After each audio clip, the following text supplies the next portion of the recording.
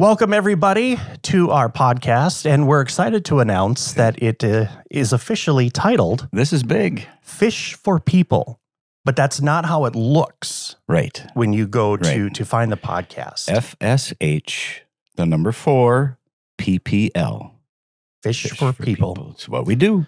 It's what we do. Hooked. Right. We want to be hooked in the love I of like Christ. that. You know, that's what we do. I like that. Yeah. I'm Eric. This is Pastor Kris from Olivet Lutheran Church, and we have Mother's Day just around the corner. It's coming. Guys, Yep. you've been warned.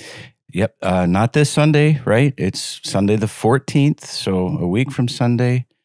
Do not forget, gentlemen, this has been a public service announcement. Do not forget. This is a big deal. Moms play a big role in our faith formation. Yeah, they really do. You know, you think of all the things that we learn from our parents and how we go about faith in our lives of following Jesus or not. Mm-hmm. I mean, we learn so much from moms. And it's always been that way, you know.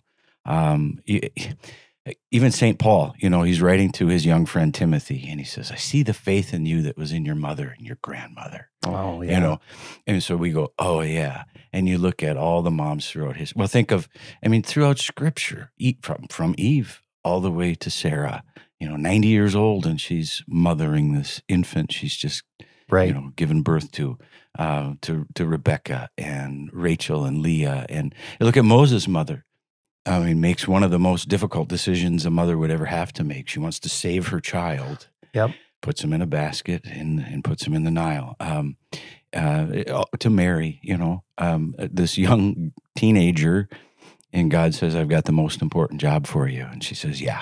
Yeah. And then I'm all in. Yeah, I'm in. Mm-hmm. And so the way that we receive faith so often and regularly comes from moms. In fact, those who do a lot of studying about how young people come to faith, they still come to this reality that if you want to know what a young person believes, look at their mom. You know, you'll see that they have this core of belief, usually from mom. And then they'll say, if you want to see how they behave in their faith life, look at their dad. Oh, big pressure, gentlemen. But it's, and that's good. I mean, just in everything of life, those things are true, and certainly in our faith life. one of my earliest memories of church is standing next to my mom singing hymns. Yeah. And she had 3 sisters, and they learned to sing together. They learned harmonies. And so I would hear her singing the alto part with the songs. And then as I got older, you know, I would sing before my voice changed the soprano part so that we could blend. And then I moved to tenor. But I think that made such a simple thing. I think it really made church exciting for me because I knew when I was going, you know, my mom and I could click here. Yeah, you had a thing going. I mean, did you ever get this one? They're holding the hymnal and yes, right. You know, oh, yep. Okay, so you making sure I was following along or knew where it was going. You start to learn how to read notes and how to hear, and it's a beautiful thing. And we receive so much from our moms in that way. I think of, you know, the importance of being a parent, and we have some beautiful images of God as mother. You know, sometimes we don't get there, but I mean, so Jesus is in Luke 13. Jesus is heading to Jerusalem. He knows what's going to happen, and so everything's kind of magnified and heightened in its importance. And he's lamenting over Jerusalem. You know, it kills the prophets, and he says, "Jerusalem, Jerusalem, how I longed to gather your children as a mother hen gathers her brood under her wing, but you are not willing." You know, and so how many? I mean, if God is taking on this kind of a motherly attribute, how many times is God sitting there trying to pull us in like a mother hen, and we're running away? Right. Well, how many times have we done that to our mothers? Right. You know, And so you go, oh yeah, God has that sense of a motherly instinct to pull us in. When the children of Israel are returning from the exile in Babylon, and they're getting back to Jerusalem, and there's the prophecy of Isaiah ends with this beautiful imagery of God as a mother, and consoling her children, and tending for them and caring for them. And it's just gorgeous, these motherly images for God.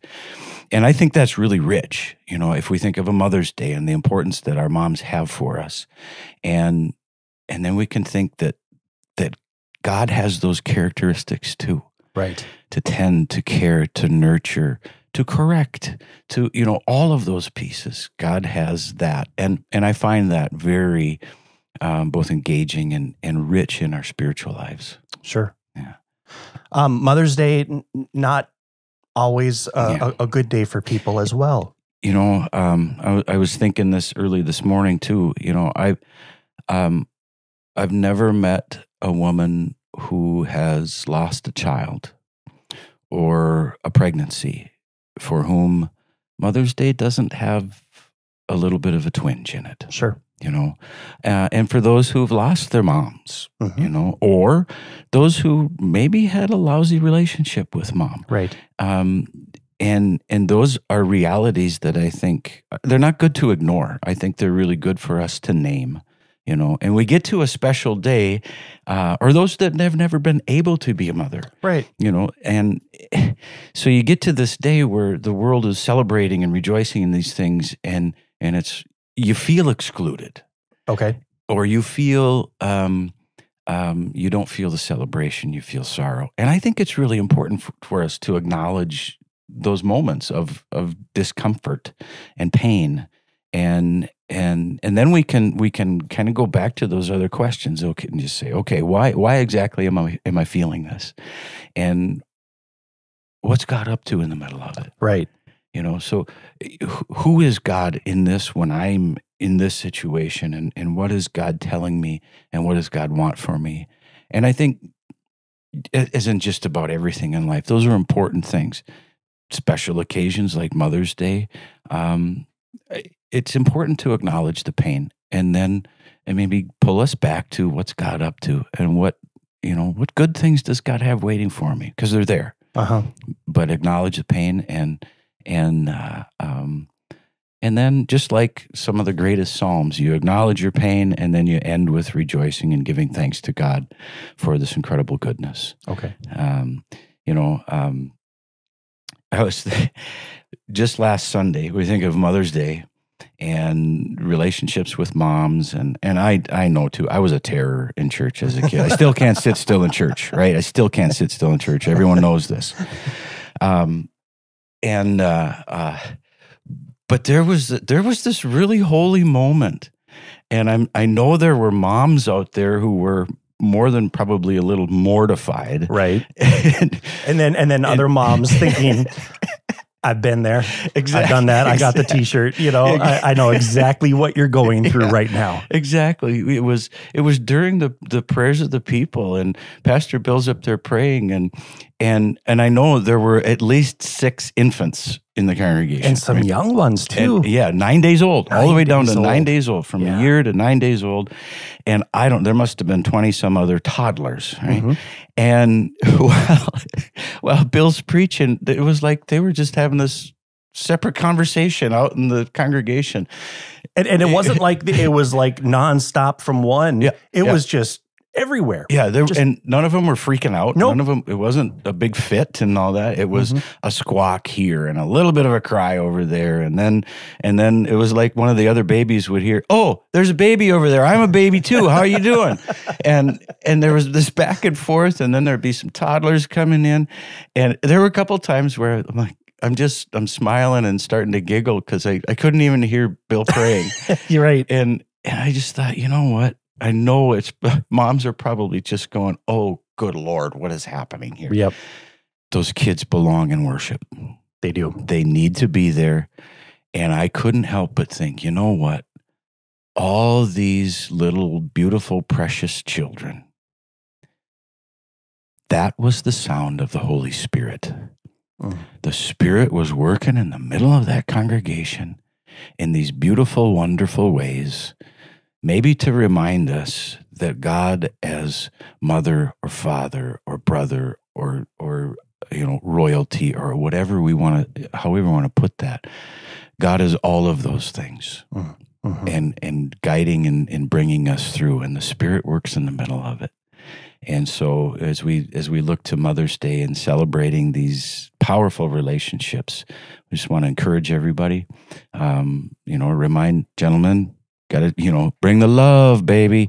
You just got it, right? And to encourage everyone to keep investing in those relationships, trusting that God is right there in the middle of it. Right. It's a good way to end. So thanks for today. Yes. And thank you for watching and for listening. We are available on all the major streaming platforms, also on YouTube under our podcast. Just make sure that you like and subscribe. And, if you really like it, give those 5 stars. 5 stars are good. Share it on good. the social media. And we just want people to have a little time, some moments to reflect along the way. Thank you so much for joining us. Thanks, everyone.